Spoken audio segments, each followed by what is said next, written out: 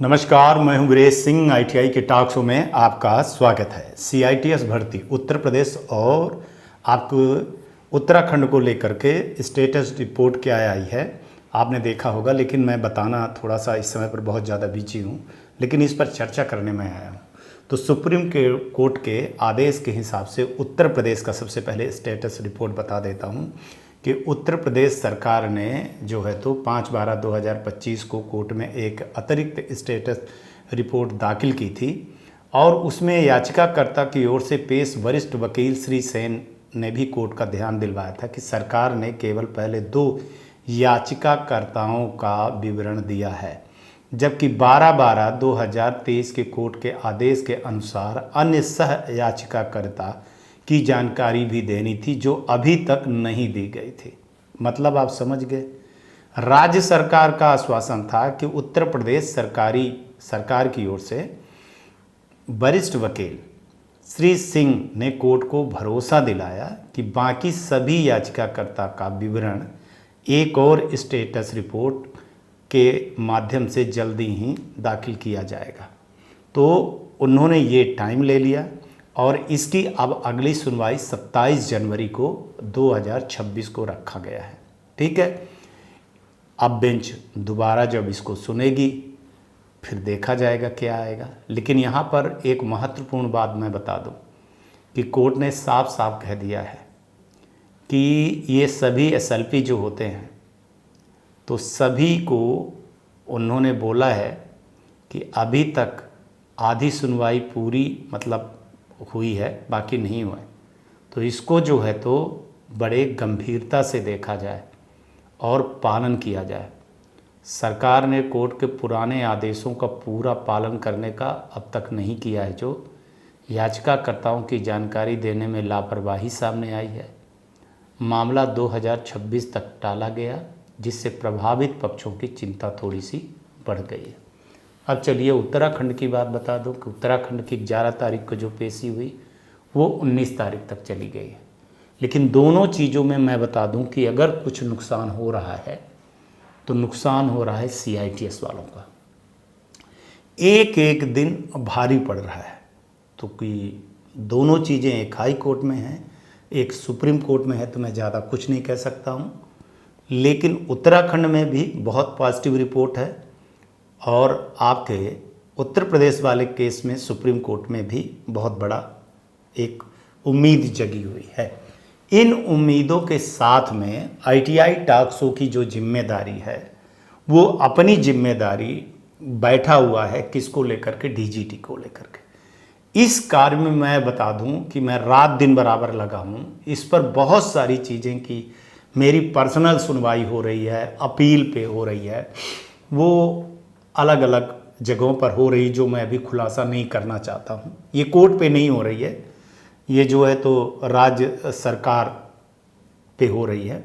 अपने लेवल पे मैं सारी चीज़ों को ले आ रहा हूँ, डीजीटी को ले आ रहा हूँ और डीजीटी से लेटर भी करवा रहा हूँ, आरडीएसडीटी पे करवा रहा हूँ और स्टेट के जो डायरेक्टर लोग हैं और वहाँ की सरकार है वहाँ से मैं लगा हूँ।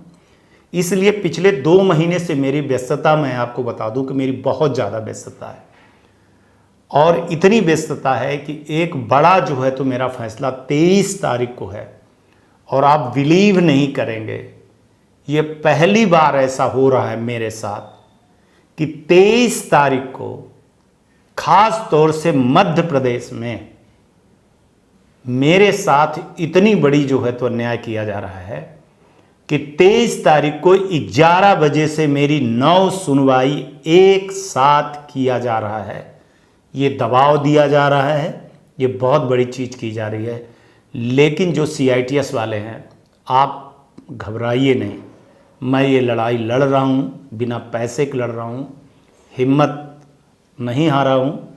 इसमें हमको जो है तो दबाया इसलिए जा रहा है कि देखते हैं कि 9 केसों को जो मैंने लगाया हुआ है, सुनवाई जो आरटीआई की अपील की है, तो ये कैसे करेगा, कैसे अपने वो करेगा। क्योंकि मैं बता दूं कि जैसे आपने सुप्रीम कोर्ट की बहस सुनी है ना, ऐसे मैं बहस करता हूँ अपीली अधिकारी के पास। तो इन्होंने एक तरह से दबाव दिया है मध्य प्रदेश सरकार ने। सरकार का क्या कहें, जो वहाँ पर बैठे हुए अधिकारी है ना, तो ख़ास तौर से DS ठाकुर और गिरीश शर्मा ये लोगों ने। लेकिन मैं घबराने वाला नहीं हूँ। इसके अलावा हमारी जो है तो उत्तर प्रदेश, बिहार, राजस्थान और झारखंड, कई और राज्यों में, हिंदी भाषा राज्यों के अलावा भी CITS को लेकर के हमारी ITI की अपील लगी हुई है। वहाँ तो हमको डायरेक्ट सुनवाई का मौका मिलेगा, ऑनलाइन मौका मिलेगा।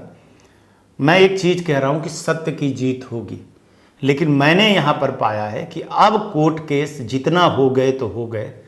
CITS के लिए, ITI के लिए कोई कोर्ट में कोई भी केस ना जाए, इसके लिए मैंने मंत्रालय से और PMO से और नीति आयोग से बराबर लगा हूँ। और ये चीज़ 2026 में हो करके रहेगी कि जैसे अभी आपने सुना होगा अटेंडेंस को लेकर के जो मध्य प्रदेश से चालू हो रही है, सार्थक ऐप को लेकर के, कि वहाँ पर अब देखा जाएगा कि कितने स्टूडेंट पढ़ रहे हैं, कितने पढ़ाने वाले हो रहे हैं। तो ये जो चीज़ें मैं कर रहा हूँ या मैं जो करवाने जा रहा हूँ या जो अधिकारी इसमें काम कर रहे हैं, और इसमें DGT बहुत ज़्यादा सपोर्ट कर रही है, मैं आप सभी CITS वालों से बता दूँ। इसमें नीति आयोग, PMO भी कर रही है। हालांकि राज्य सरकारों की अलग अलग शक्तियाँ हैं, लेकिन मेरा एक ये है कि CITS को लेकर के अगर अफिलेशन में जो अफिलेशन होता है, जो अभी रीअफिलेशन होगा, ITI की मान्यता मिलेगी, वहाँ पर जो कैटेगरी है, प्रोफाइल है स्टाफ की, वो CITS हो।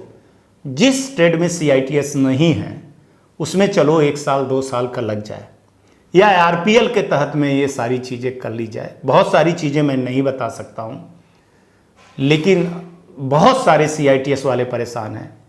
अभी एक मध्य प्रदेश में भी कई गुट बन गए हैं, कई अलग अलग चीज़ों हो रही हैं, हर जगह पे गुट बने हैं। यही आपकी सबसे बड़ी कमजोरी है, और यही CITS वाले बहुत सारे लोग अलग अलग आप फूटे हो, तो यही फायदा जो है तो राज्य सरकारें आपकी उठा रही हैं। मैं बहुत इज्जत करता हूं आपकी, क्योंकि आप गुरु परंपरा से आते हैं। तो आप अगर नेता, गुरु अब अगर नेता बन जाएगा, शिक्षक जब नेता बनता है ना, तब उसका हाल बहुत बुरा हो जाता है।